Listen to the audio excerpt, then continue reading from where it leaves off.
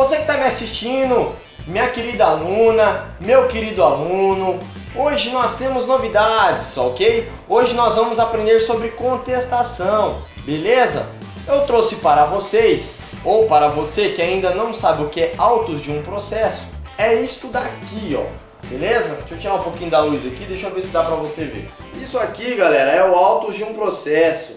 Aqui ao lado, como você pode perceber, está a numeração do processo. Bem aqui ao meio fica um papelzinho colado, descrito que tipo de processo que é, fica o nome das partes, os advogados, e dentro do processo fica todos os despachos, fica a petição inicial, a contestação, certidão, ato coordenatório. Claro que hoje em dia vai ser tudo eletrônico. Bom, a gente aprendeu sobre petição inicial, a gente falou sobre revelia, falamos sobre o Instituto Fundamental do Processo Civil, falamos sobre indeferimento da petição inicial e agora a gente vai falar de contestação, tudo bem? Olha que aula legal. Hoje você vai ser um advogado de defesa. Tira da sua cabeça a acusação e tudo isso. A única coisa que você tem que atacar hoje é isso daqui, ó. É o processo. Hoje você vai aprender a atacar isso daqui, ó. Você como advogado de defesa, você não pode permitir que o juiz dê uma sentença, a não ser que seja uma sentença sem resolução de mérito, favorecendo o seu cliente. Então, antes do juiz bater o martelinho e condenar o seu cliente, você precisa fazer com que essa sentença ou seja eliminada ou então seja atrasada para que seu cliente ganhe tempo para ter dinheiro, para, sei lá, para alguma coisa. Só que antes de iniciar a aula, vou pedir um favor para você. Entra aqui na descrição, vai ter uma apostila bacana, resumida, com todos os tópicos, com um campo de anotação, para você não perder tempo copiando os tópicos da aula. Baixa sua apostila bonitinho, abre ela, se puder, melhor ainda, imprime ela. Para você que já leu o livro, hoje vai ficar uma aula mais fácil para você. Para você que ainda não leu o livro, não sabe que livro que é bom, geralmente eu sigo este livro aqui, ó, Marcos Vinícius Gonçalves. Eu gosto muito do livro dele, é bem didático. E para você que está com pressa também, eu vou deixar aqui na descrição do vídeo o tempinho certinho contado de cada assunto de aula, tudo bem? E você que é novato aqui, você que ainda não é veterano no canal, tem coisa que esse canal é muito antigo, né? Mas tudo bem. Para você que ainda está começando no canal, já se inscreve aqui embaixo para você não perder os próximos vídeos. Um grande abraço para vocês. Vamos começar a nossa aula. Produção, começa a aula. 3, 2, 1, na tela. Finalmente estamos aqui na videoaula, né? Depois de ouvir tanta bobageira, chegamos aqui. Vamos lá.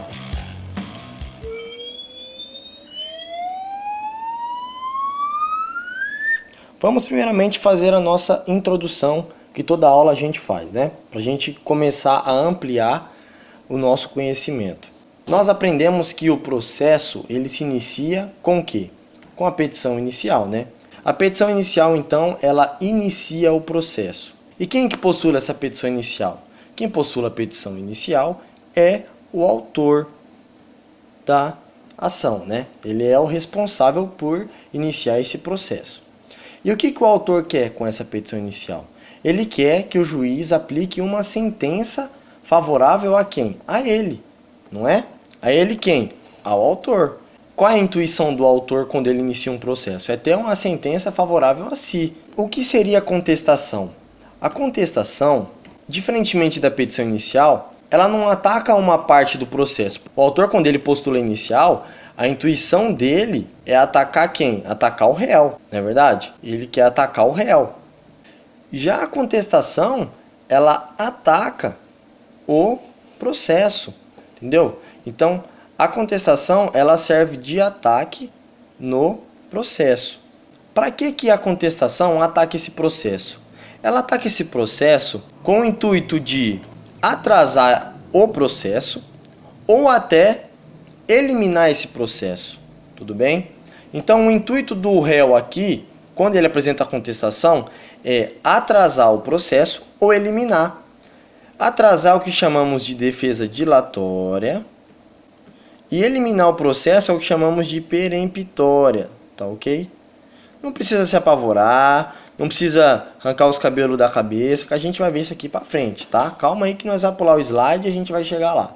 Então, uma breve introdução do que é contestação é isso. O autor, ele inicia um processo com o intuito de ter uma sentença favorável a si, contra o réu. O réu apresenta a contestação com o intuito de atacar o processo do autor e com finalidade de atrasar o processo ou eliminar esse processo.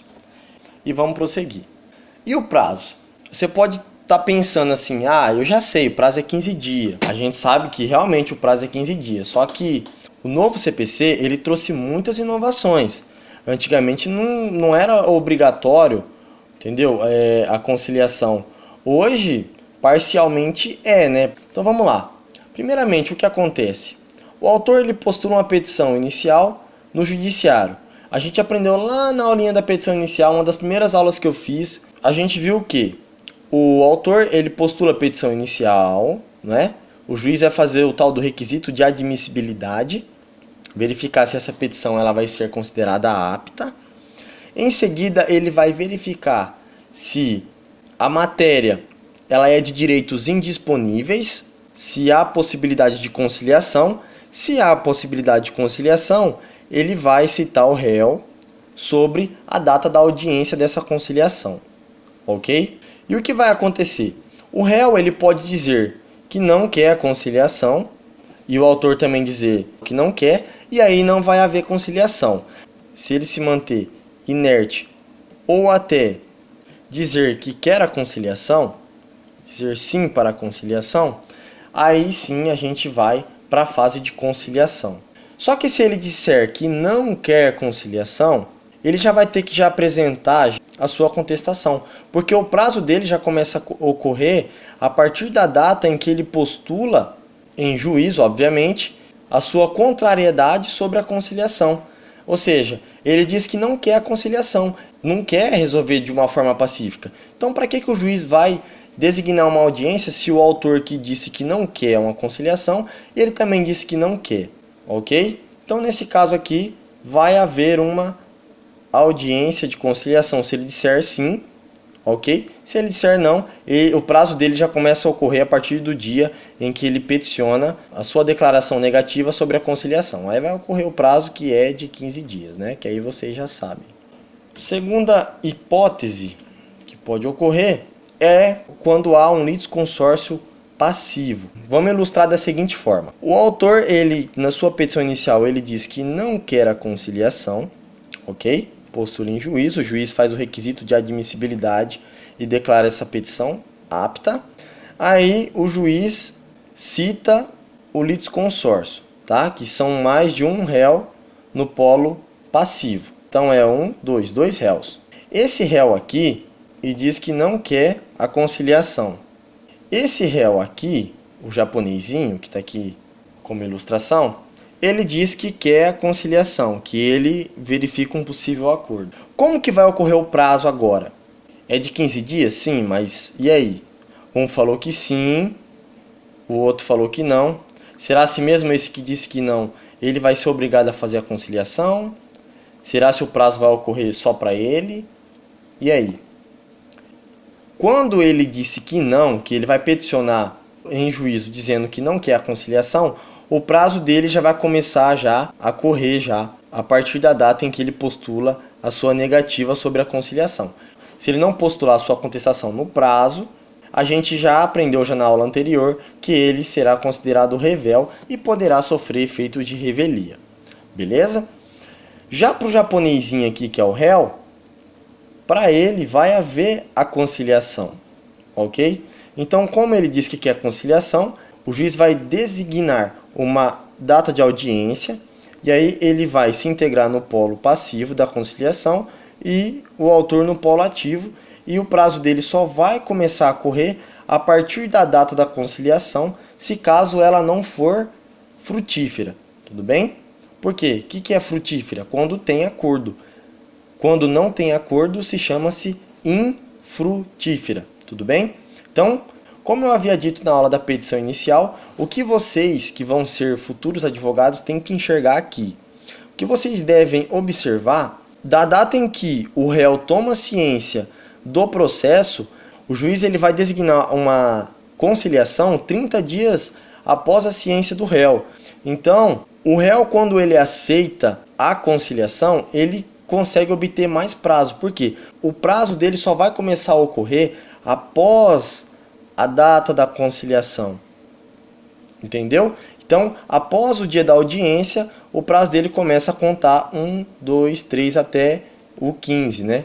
Então, desta forma, o advogado ou até o réu, ele consegue um prazo maior para estabelecer defesa, para correr atrás de documento, de prova, entendeu? Então, é interessante para o réu, mesmo não querendo fazer acordo, aceitar a conciliação. E aí na data da conciliação, se vê, de repente dá para fazer um acordo, ou se não der, fala que não faz acordo. E aí homologa em frutífera, entendeu? E aí o prazo vai começar a correr após a data da conciliação. Vamos prosseguir que prazo não é só isso, tem mais hipóteses. Prazo em dobro. O prazo será duplicado se o réu for a Fazenda Pública ou o Ministério Público. Está disposto lá no artigo 183, como descrevi aqui, ó, e 180. Tudo bem, gente? Então, nos casos em que o promotor ou a advocacia pública atuar no polo passivo, forem réus de uma ação, o prazo dele será de 30 dias, ok? 30 dias para o promotor e 30 dias para a advocacia pública. Existe mais uma hipótese de prazo em dobro que eu achei na doutrina do Marcos Vinícius Rios Gonçalves, a mesma doutrina que eu disse para vocês no começo da videoaula. Ela diz que quando existe um processo em que haja litisconsórcio passivo, em que os advogados dos réis forem diferentes e não forem do mesmo escritório, e se tratar de processo físico, olha lá, gente, ó, se atente aos detalhes. Ó, processo físico, advogados diferentes, ó, advogado 1, advogado 2, tá? Melhor assim, ó, advogado A e advogado B, tudo bem? Então tá. Advogados diferentes, de escritórios diferentes, e o processo for físico. Nesses casos aqui, o advogado, ou seja, os réus, as partes passivas, eles terão também prazo em dobro, tudo bem? Eles gozarão de prazo em dobro. Olha que beleza. Só que, infelizmente, isso aqui vai se encerrar logo logo, porque processo físico está a cada dia se eliminando, né? Agora é tudo digital. Mas o prazo em dobro, ilustradamente, é isso, gente. Não tem segredo, é isso daqui. Tem mais uma hipótese de prazo que eu preciso ilustrar para vocês. Vamos lá. Salvo disposição em sentido diverso, considera-se dia do começo do prazo, quando houver mais de um réu. Aí, ó, litisconsórcio passivo, tá vendo? Quando você vê isso aqui, você já lembra do litisconsórcio passivo. Quando houver mais de um réu, o dia do começo do prazo, ó, começo do prazo, para contestar, corresponderá última das datas a que se referem os incisos 1º e 4º. Então vamos ler esses incisos aqui embaixo, tudo bem?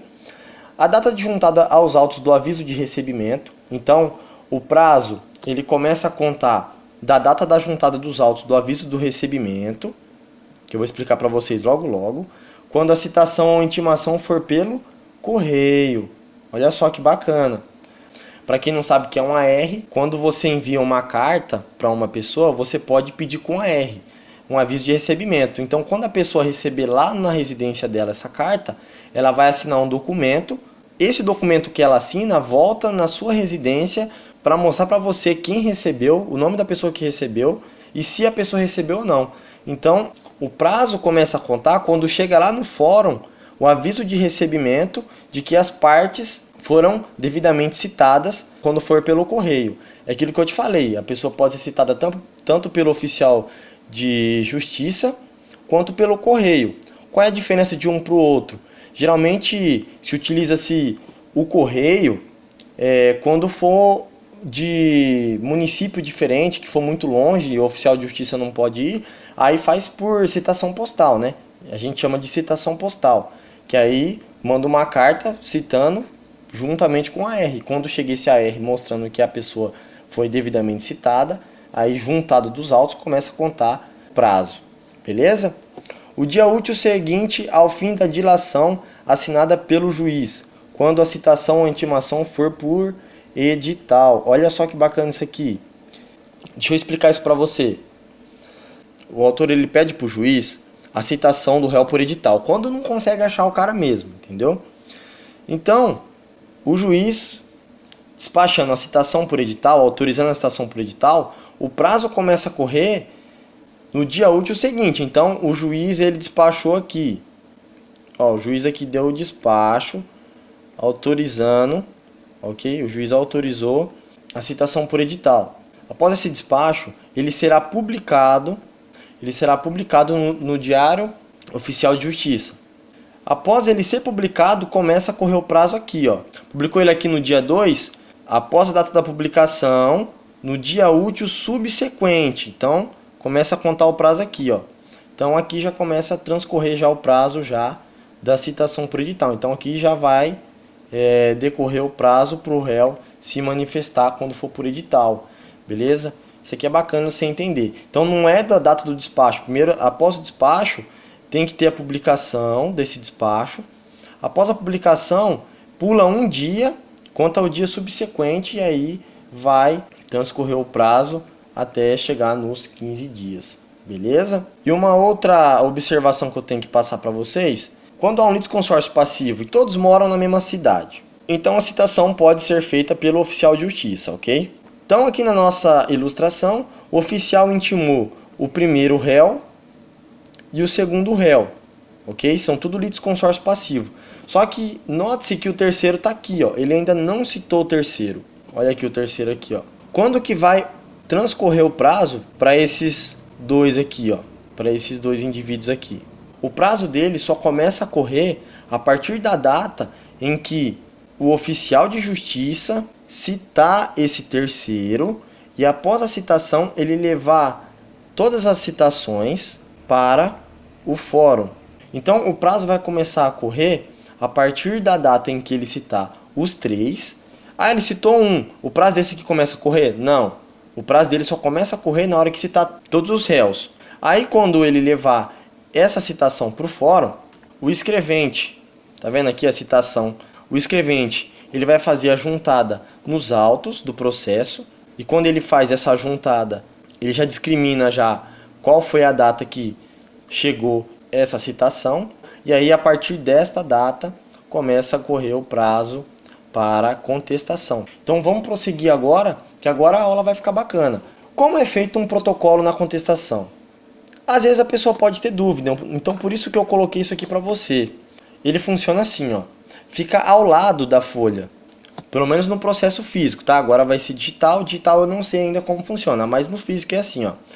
Esse aqui é o número de protocolo e aqui é a data, ó. Pode ver. Aqui é o dia, aqui é o mês, que é o mês 5, ou seja, maio, e aqui é o ano e o horário que foi protocolado. Então não adianta você querer dar um despertinho, protocolar no prazo errado, sendo que o prazo ele está bem aqui, ó. Vamos prosseguir. Então nós temos que entender o seguinte. O autor, quando ele vai postular uma petição inicial, ele tem a intenção de que o juiz acolha a petição inicial dele, né? E comece a transcorrer um processo contra o réu. Beleza? Esse é o intuito do autor dentro de um processo. E qual que é o intuito do réu dentro de um processo? Quando ele contesta, o intuito dele é o quê? Que o juiz não acolha essa petição inicial. Porque a petição inicial que dá prosseguimento ao processo e que inicia o processo. Então algumas doutrinas denominam esse tipo de instrumento que o réu se utiliza de declaratória negativa. O intuito do réu, quando ele apresenta uma contestação, é que acabe com essa petição inicial e alegue ela inepta, indefere ela, entendeu? Para que essa sentença desfavorável a ele não ocorra, tudo bem?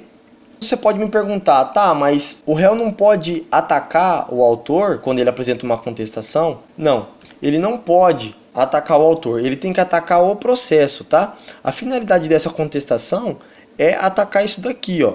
não o autor.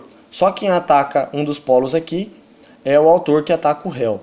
Aí você pode falar o seguinte: ah, mas e se o réu tem algum direito também lesado que o autor foi o responsável? Então, nesse caso, ele teria que entrar com uma reconvenção, que é um processo contra o autor. Então, haveria 2 processos na mesma ação, tudo bem? O autor contra o réu e o réu contra o autor. Esse seria réu e autor, e esse seria autor e réu também. Quando o réu for atacar, ele tem que atacar o processo, não o autor. Se ele for atacar o autor, ele tem que se utilizar de reconvenção, não contestação. Então a gente viu que não deve conter pedidos contra o autor. Só que, olha só isso aqui, ó. Existe exceção. Quais são as exceções, gente? As exceções são as ações dúplices. Eu achei 4 hipóteses de ações dúplices, e pode existir muito mais ações dúplices. Primeira são as ações declaratórias. São as declaratórias. A segunda, as divisórias. A terceira, as ações de prestação de contas. E a última, as ações de oferta de alimentos. A que eu achei mais fácil de explicar foi essa última aqui. Então tá, deixa eu explicar para você entender. O que é ação de oferta de alimentos? Em primeiro lugar, para você não se perder. Oferta de alimentos é quando o próprio pai ele entra com uma ação alegando para o juiz que ele quer pagar pensão. E aí, digamos que esse pai, ele alegue o quê? Ele alegue que quer pagar pensão pro filho dele. Ele vai dar lá R$400 mensais pro seu filho de pensão. Aí cita esse polo passivo que vai ser o filho, tudo bem? E aí o filho contesta que não quer R$400. Ele quer ganhar 1.050, porque o pai tem condições de pagar 1.050. Então, essa mera contestação dele, já querendo ou não, já é um ataque.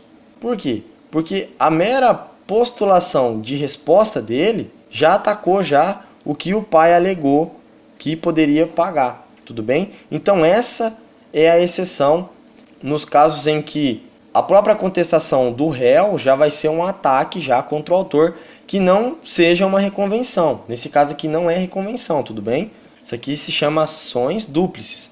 É uma contestação, só que essa contestação nesse tipo de ação, infelizmente, elas já atacam o próprio polo ativo. A contestação também serve para ampliar a cognição do juiz. Então aqui o juiz vai ouvir a opinião do autor e aqui o juiz vai ouvir a opinião do réu, ok? Então, enquanto o autor alega nos seus fatos que aconteceu X, Y, Z, o réu ele sempre vai dizer que não aconteceu X, não aconteceu Y, não aconteceu Z, como a gente viu lá na aula da revelia. A gente vai para o próximo slide, a gente vai entender melhor isso aqui. Vamos lá. Vamos fazer a leitura do 336 do Código de Processo Civil para a gente entender sobre as matérias de defesa. O que diz o artigo 336 do Código de Processo Civil? Incumbe ao réu alegar na contestação toda a matéria de defesa, expondo o quê? As razões de fato. Gente, vocês lembram o que é isso, né? Pelo amor de Deus. As razões de fato e de direito com que impugna o pedido, olha só, o pedido do autor e especificando as provas que pretende produzir. Então, o réu, ele tem que já alegar já na sua contestação toda a sua matéria de defesa, ok? Desse artigo 336, surge o princípio da eventualidade, que é o quê? Que o réu já na contestação, ele já tem que alegar toda essa matéria de defesa. Olha só o que diz aqui, ó, toda a matéria de defesa. Mas, novamente, a gente tem mais uma observação em vermelho aqui de exceção, tá? Quais são as exceções? Existe a exceção dos fatos supervenientes. O que são fatos supervenientes? São os fatos que ocorrem depois que o réu contestou.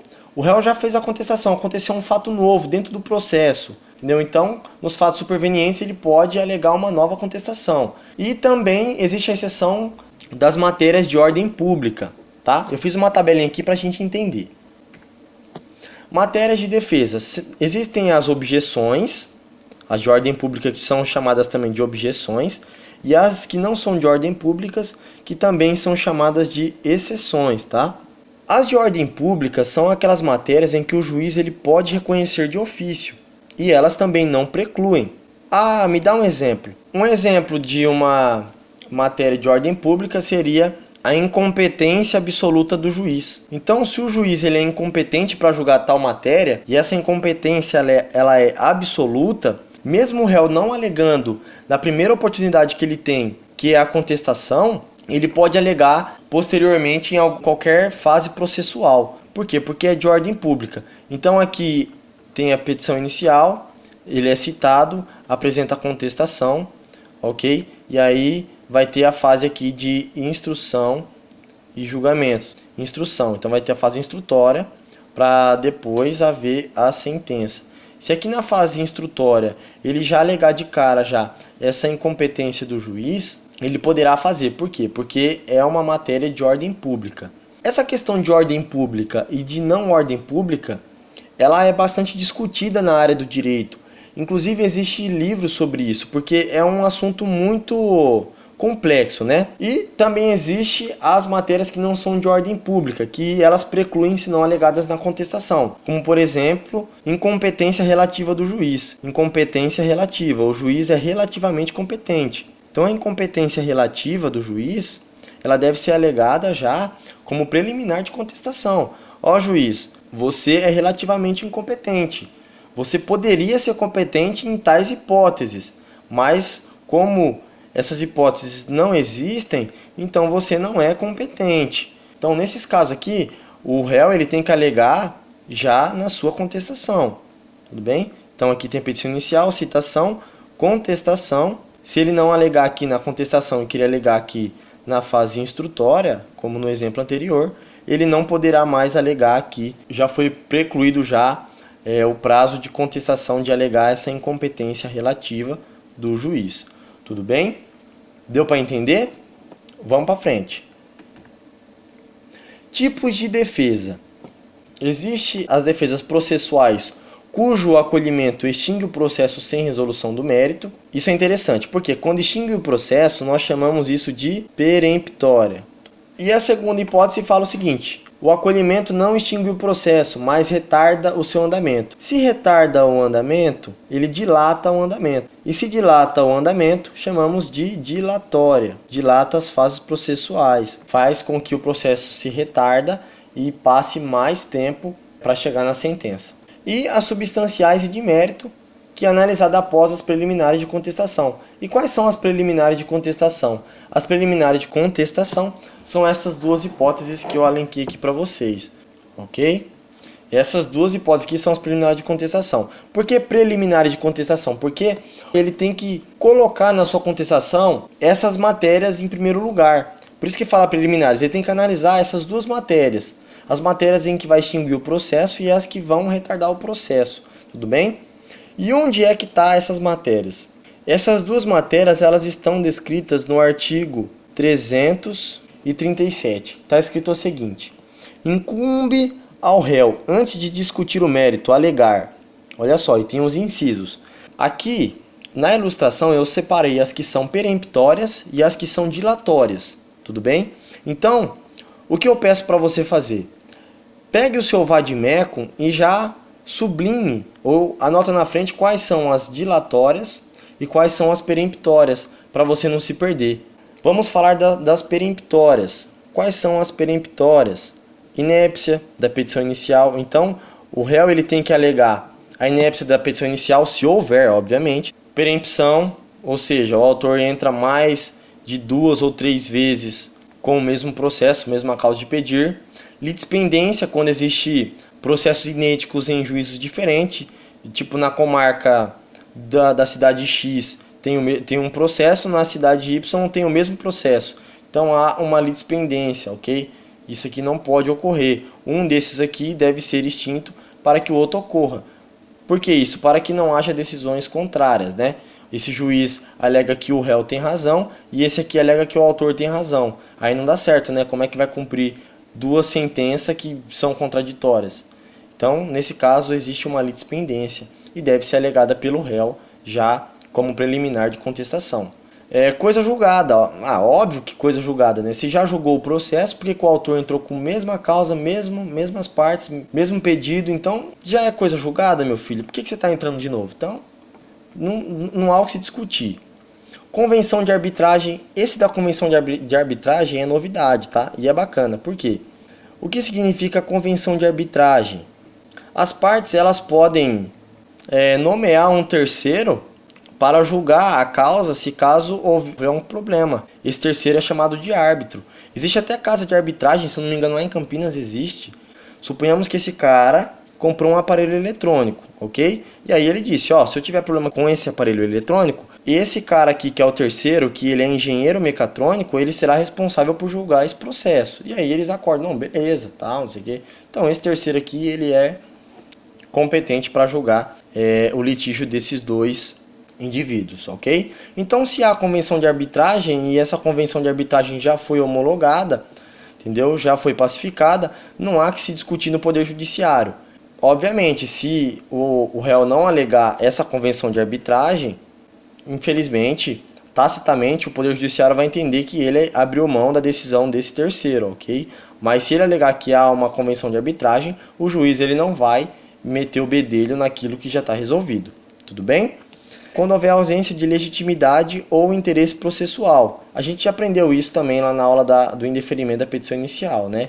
Legitimidade, que é de suma importância, que causa a inépcia da petição inicial, e interesse processual, é quando o autor alega uma nota promissória que já está prescrita. Então, nesse caso, matéria peremptória, não há que se falar em processo. Então, o processo não pode transcorrer, ok? Depois a gente tem as que retardam o andamento do processo, que são nomeadas de dilatórias. Eu coloquei até uma tartaruga para ficar melhor ilustrado para você. Não esquece, pelo amor de Deus, ó, dilatórias. São as que retardam o processo, faz o processo andar mais lento, mais vagaroso. Se um processo normalmente gastaria 30 dias para ter uma sentença, quando você declara essas hipóteses de dilatórias, o processo vai transcorrer e vai demorar, digamos, 180 dias, 180 dias, ou até mais do que isso, né?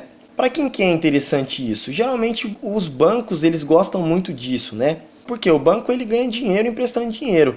Então, enquanto ele não indeniza a parte nesse lapso temporal, ele está ganhando dinheiro, ok? Suponhamos que ele tem que indenizar em 15 mil o autor, e ele é réu, polo passivo, tem que indenizar em danos morais.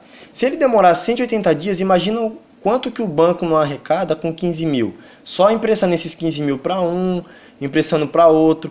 Então, passados esses 180 dias, ele já ganhou 10 vezes ou 15 vezes mais do que esses 15 mil. Então, para ele vai ser fichinha. Já lucrou mais de 10 vezes em cima desse valor. Então, para o banco é interessante. Quanto mais demorado, melhor para ele, porque o dinheiro está no bolso dele, ele está emprestando, está rendendo, entendeu? Está faturando. Quando ele chegar aqui na parte da sentença que ele vai ter que pagar, ele vai pagar uma mixaria que ele já lucrou em cima já há muito tempo, tudo bem? Então vamos lá, quais são as hipóteses de dilatórias? Inexistência ou nulidade de citação, ou seja, se o réu não foi devidamente citado, foi um terceiro que foi citado em seu lugar, mesmo ele atuando no polo do processo, ele pode alegar essa nulidade de citação. Por quê? Não foi ele que foi citado, foi um terceiro. Então, no caso, vai ter que existir uma nova citação. Ah, isso é um absurdo. Realmente é um absurdo, mas é o que a lei nos traz. Existe uma hipótese em que, nos casos de processo, se eu não me engano, contra a prefeitura, tem que ser o prefeito citado. Existiu um caso em que citaram a secretária do prefeito e não o prefeito. Então, o processo transcorreu, quando chegou lá quase na sentença, o prefeito veio e alegou essa nulidade da citação em que ele não foi devidamente citado. Mesmo ele atuando como parte, ele não tinha sido devidamente citado. E aí, dizem que o processo teve que voltar do zero, entendeu? Bom, vamos continuar. Incompetência absoluta e relativa. Então, se houver uma incompetência absoluta, o que é uma incompetência absoluta? É aquilo que a gente viu lá nas questões de ordem pública, né? E as que não são de ordem pública. Então, se houver incompetência absoluta e relativa, há que se remeter esse processo para o juiz competente, né? Quando o juiz é incompetente, então vai remeter esse processo para o juiz competente. Aí você pode se perguntar, mas só que se Incompetência absoluta não extingue o processo sem resolução do mérito? Sim, pode extinguir em alguns casos, mas em outros casos não. Quando esse juiz ele passa esse processo na mão de um outro juiz, esse outro juiz ele vai decidir se essas fases processuais elas serão aceitas ou não. Ele vai verificar se esse juiz que é incompetente, que seja mesmo absolutamente ou relativamente incompetente, se em alguma dessas fases processuais ele cometeu algum erro. Se ele cometeu algum erro, esse juiz vai anular todas essas fases processuais. Senão ele pode dar uma sentença alegando que essas fases processuais realmente são válidas e aí não há necessidade de se começar do zero o processo, ok? Vamos continuar. Incorreção do valor da causa. Então, se o autor alegar um valor muito alto no processo, digamos lá que ele alega que vale 70 mil, sendo que na verdade não vale tudo isso, você pode impugnar o valor da causa e até o juiz decidir isso, verificar se vale ou não, já você está dilatando o processo e está demorando para chegar na sentença. Conexão. Incapacidade da parte, defeito de representação ou falta de autorização, falta de caução ou de outra prestação que a lei exige como preliminar. O artigo 486, parágrafo 2º, ele diz que a petição ela não poderá ser despachada se o autor não comprovar devidamente que pagou os honorários e até o seu advogado de maneira correta. Caso contrário, o juiz não vai despachar até que esse vício seja sanado, ok? Indevida concessão de benefício de gratuidade de justiça. O autor é um milionário e aí você descobre que ele está com um advogado público.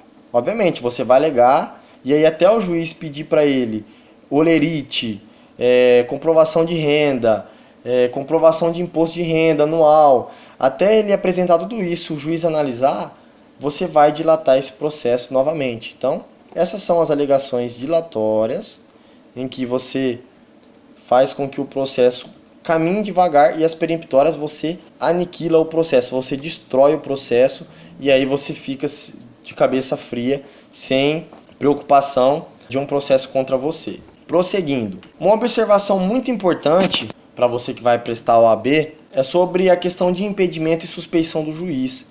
Isso aqui é muito importante, galera. O que seria impedimento? É quando atua como parte, ou advogado, ou até procurador, a família do juiz, até 3º grau, tudo bem? E onde está disposto isso aqui? Isso aqui está lá no artigo 144 do Código de Processo Civil. E também nos casos de suspeição. O que é suspeição? É quando atua como parte amigo do juiz, ok?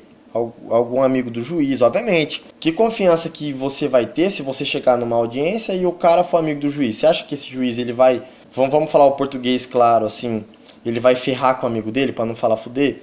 Você acha que ele vai ferrar com o amigo dele? Ele não vai ferrar com o amigo dele.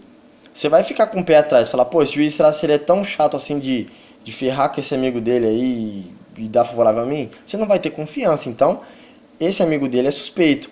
Quando for inimigo também, suponhamos que esse da letra P aqui é inimigo do juiz. Inimigo. Tá aqui, ó, falando mal do juiz aqui pros outros, inimigo. Enquanto o juiz tá aqui curtindo, esse aqui tá, ó, dando uma bisoiada, ó. Tá só olhando lá, é bem que você falou, ele é mó otário. Esse aqui tá me olhando, ó. Ah, esse juiz é mó trouxa. Esse aqui ele é mó otário, não gosto dele, quero bater nele. Então pensa bem.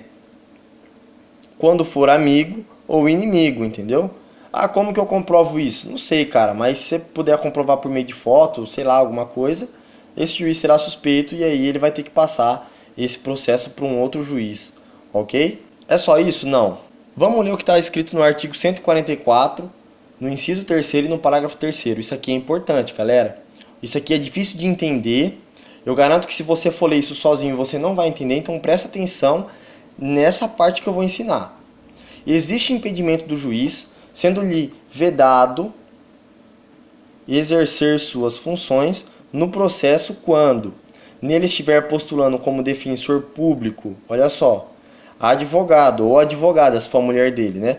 Ou membro do Ministério Público, seu cônjuge ou companheiro, ou qualquer parente, que seja irmão, primo, tio, avô, sobrinho, consanguíneo ou afim em linha reta ou colateral até 3º grau. Olha só como que o negócio é bem extremista, né? Tá bem extremista isso aqui. Olha o que está no parágrafo 3º. O impedimento previsto no inciso 3º, que é o que a gente acabou de ler, também se verifica no caso de mandato conferido a membro de escritório de advocacia que tenha em seus quadros advogado que individualmente ostente a condição nele prevista, mesmo que não intervenha diretamente no processo. Cara, mais uma vez o nosso legislador deixou o entendimento de forma implícita. O que ele quis dizer aqui? Vamos lá, vamos ilustrar para a gente entender. O juiz e a esposa do juiz, tá? Vamos lá, esse é o juiz e essa é a esposa dele. A esposa dele é uma advogada, tá até aqui com a pastinha na mão. A esposa do juiz, ela atua nesse escritório de advocacia. Poderia ser irmão, tá, gente? Eu coloquei esposa, mas poderia ser irmão, tio, avô, primo, sobrinho, tá? Até 3º grau da família poderia ser. Então, a esposa dele trabalha nesse escritório aqui. Dentro desse escritório, trabalha 3 advogados, ok? Olha só como que o negócio é bem extremista, ó. Por ela trabalhar nesse escritório, todos esses advogados, eles são considerados impedidos, tudo bem? Você pode falar, não é possível. Sim, é possível. Todos esses advogados aqui são impedidos de atuar em causa em que esse juiz for atuar como o julgador do processo. Esse juiz aqui ele é impedido, ele não pode julgar as causas desses advogados. Por quê? Porque a esposinha dele trabalha no mesmo escritório que eles. Então, há de se ter um pensamento meio que duvidoso, né? Se ele vai beneficiar esses advogados desse escritório, né? Vai dar uma sentença, vai dar um honorário mais acima. Por quê? Porque a esposa dele trabalha lá. Então, esse juiz ele vai ser impedido de atuar nas causas em que esses advogados aqui, todos eles, atuarem. Tudo bem? Por quê? Porque a esposa dele trabalha no mesmo escritório que esses 3 advogados. Segunda hipótese, há impedimento do juiz sendo-lhe vedado exercer suas funções no processo, em que figure como parte, cliente do escritório de advocacia de seu cônjuge, companheiro ou parente, consanguíneo ou afim em linha reta ou colateral até 3º grau, inclusive mesmo que patrocinado por advogado de outro escritório. Galera, isso aqui é mais extremista ainda. Observa isso daqui, ó. Presta muita atenção, tá? Para você que quer fazer OAB, isso aqui é interessante. O que acontece aqui, ó? Na mesma hipótese que a gente estava, a esposa do juiz trabalha aqui nesse escritório, tudo bem? E temos os 3 advogados. Olha só, a família desse advogado e a parte desse advogado, tanto desse como de todos eles, tá ok? Tanto desse como de todos eles. Então aqui é parte e aqui é família. Coloquei 2 senhor, ilustrei 2 senhor como pai e mãe, mas poderia ser tio, primo, avô, irmão, irmã, sobrinho, sei lá. O que a gente pode aprender aqui? Esses advogados que trabalham no mesmo escritório que a esposa do juiz, a família deles não poderá atuar em causas com esse juiz aqui, tudo bem? Porque esse juiz será impedido. Por quê? Porque a esposa dele trabalha nesse escritório, e nesse escritório trabalha esses advogados, e os parentes desses advogados também serão impedidos de atuarem em causas que forem demandadas a esse juiz, tudo bem? Então, tanto a parte como a família será considerado impedidos de ter o processo apreciado por esse juiz, tudo bem? Dos 3 advogados, não só desse primeiro, tá, gente? Do A, do B e do C. Deu para entender? Espero que sim, cara, porque é muito complexo. Só que tem mais uma coisa ainda. Calma aí, vamos lá. Não sei se você chegou a reparar, vou até grifar aqui para você, antes da gente pular o slide, que tá escrito aqui, ó, parte, cliente, grife isso aqui no seu material. Inclusive mesmo que patrocinado por advogado, olha só, de outro escritório. Se você achou isso aqui um absurdo, você vai ver agora, ó. Vamos lá. Na mesma hipótese, tem a esposa do juiz, que é advogada, tá? Casada, que ela atua nesse escritório aqui, no escritório A. E aí, esse advogado, que não é a esposa dele, é um advogado que trabalha no escritório, atua como defensor desta parte aqui, tudo bem? Deste autor aqui. Aí a gente tem uma sentença, obviamente que não vai ser esse juiz aqui, vai ser um outro juiz. A gente tem uma sentença desse juiz aqui e que elimina esse processo, com ou sem resolução do mérito, tá? Não importa aqui pra gente. Se essa parte posteriormente atuar em outro processo, em outro escritório com outro advogado, ele será impedido se ele for sorteado para cair com esse juiz. Ou seja, esse juiz será impedido de julgar a causa dessa parte. Aí você fala assim, por quê? Porque essa parte aqui atuou com um advogado que trabalhava no escritório A, que esse escritório A, quem trabalha é a esposa do juiz. Olha só para você ver o nível de impedimento que existe no nosso Código de Processo Civil. Então, a esposa do juiz trabalha no escritório A, o advogado que trabalha nesse escritório, que não é a esposa do juiz, atua como defensor público, defende o cliente dele passa por um processo, entendeu? Acaba esse processo, atua novamente em outro processo, com outro advogado, olha só, outro advogado, outro escritório que não tem a esposa do juiz. Só que como ele atuou antes nesse escritório, esse juiz aqui ele é impedido. Por quê? Porque esse autor atuou nesse escritório que a esposa do juiz atuava anteriormente. Beleza? Acho que deu para entender, né, gente? Olha quanta flecha. Meu Deus do céu. Mas acredito que deu para entender. Esse juiz aqui vai ser impedido. Tá vendo como que é importante aprender sobre contestação, sobre defesa? Então, garanto que desta vez você não vai passar sufoco, você vai conseguir defender seu cliente com mais convicção. Não é verdade? Artigo 329. O que traz o nosso artigo 329? O autor poderá, até a citação, aditar ou alterar o pedido ou a causa de pedir, independentemente, olha só, gente, ó, de consentimento do réu. Deu para entender? Acredito que sim, mas vamos ilustrar para você não esquecer mais, tá? Então o que fala isso aqui é o seguinte, ó. O autor ele postula a sua petição inicial. Até citar o réu, ele pode fazer a alteração que ele quiser. Ele pode alterar o valor da causa, ele pode alterar o pedido. Tipo assim, ele está pedindo lá 10 mil reais. Ele pode olhar e falar, ah, não, vou pedir 10 não, vou pedir 20 mil. Eu mereço 20. O negócio foi grave. Então ele pode alterar. Agora, após a citação do réu, olha só o que diz o inciso 2º. Até o saneamento do processo. O que é saneamento do processo? Vai ser a parte em que o juiz vai corrigir os vícios, tá? Os vícios que tem no processo.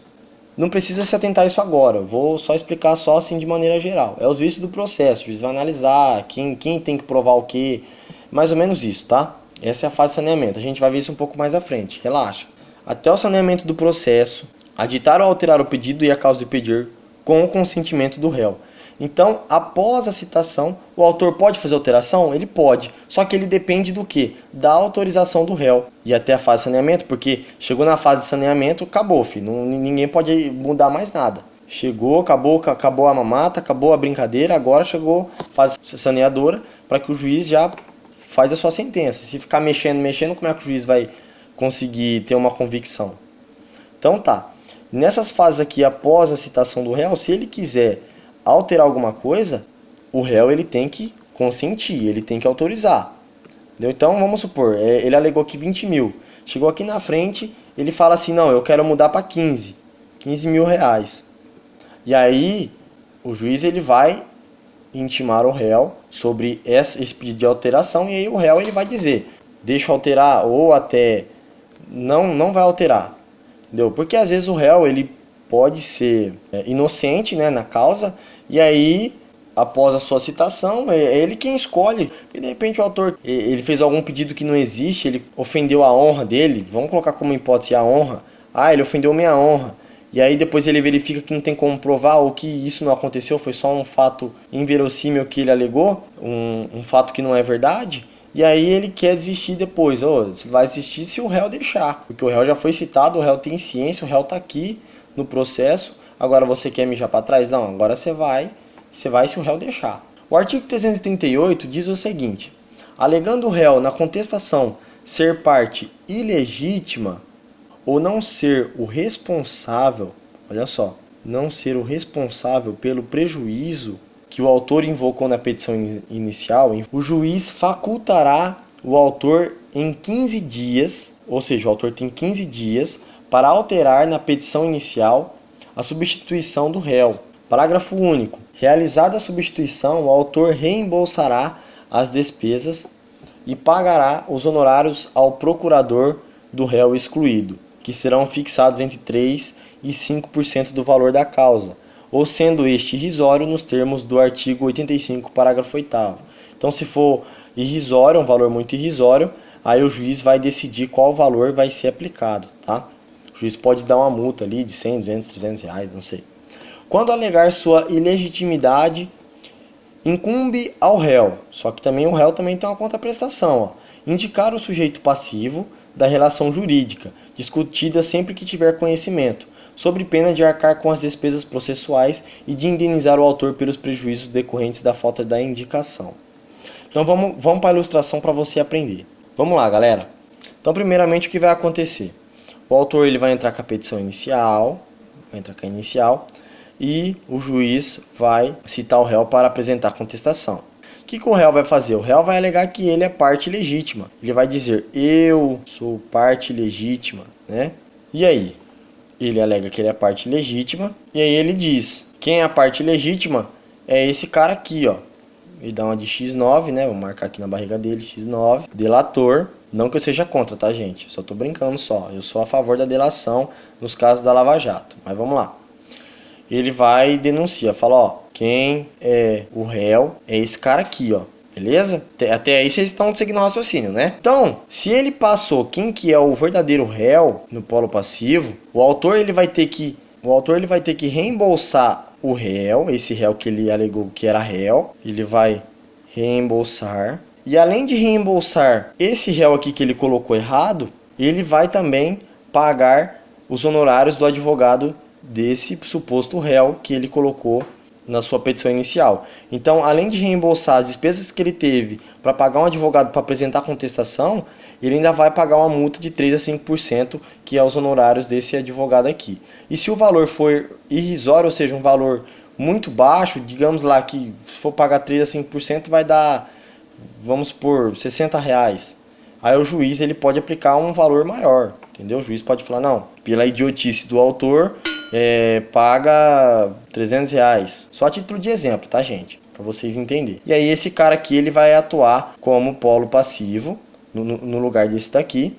E aí ele vai ter que apresentar a sua contestação para o juiz, tá? E vai começar a correr o prazo. Só que também o autor ele tem que fazer essa mudança na sua petição inicial. O juiz não vai fazer isso de ofício. Deixa eu limpar o quadro para você entender melhor. Ele alegou ser parte legítima. Ele já disse já quem é a parte legítima, quem que é o verdadeiro réu. Ele alegou aqui, ó, esse é o verdadeiro réu. O autor, ele tem que na sua petição inicial fazer a inclusão, ou seja, a substituição, alteração, né? É mais bonito falar alteração.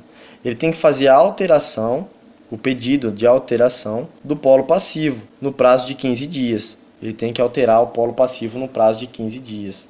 Vamos para a segunda hipótese. A segunda hipótese, ela vai tratar do 339, tá? Aqui a gente falou do 338 e aqui a gente vai falar do 339, que é a segunda hipótese. A segunda hipótese ocorre como?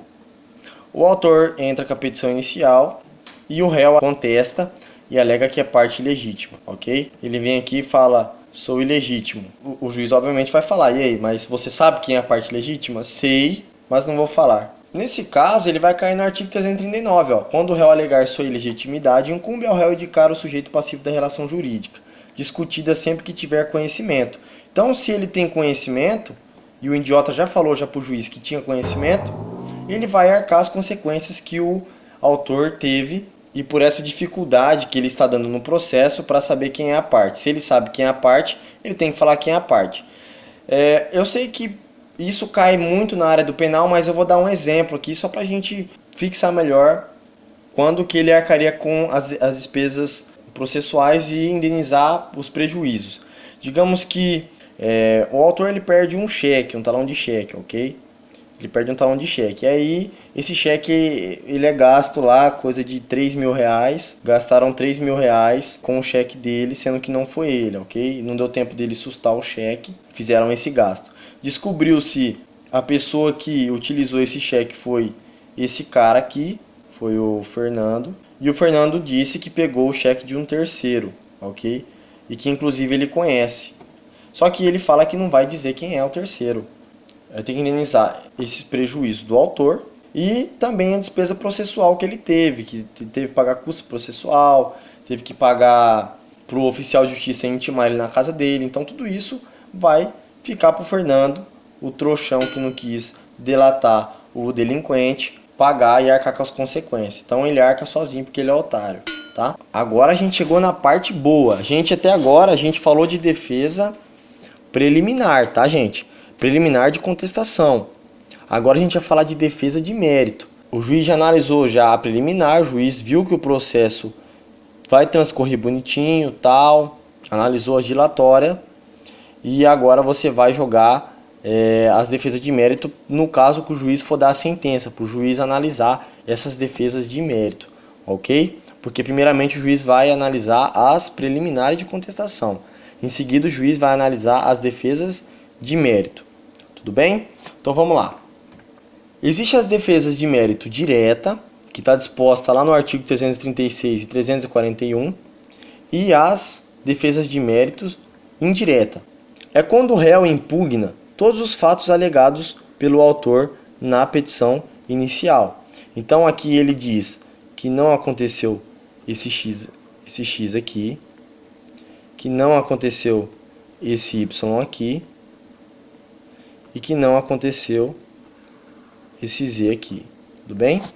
Então, no momento em que ele impugna todos os fatos alegados, surge para ele o direito de provar, o ônus de provar todos esses fatos em que ele alegou que não aconteceu. Então aqui, nos fatos de Z, nos fatos de Y e nos fatos de Z, ele terá que apresentar a sua prova.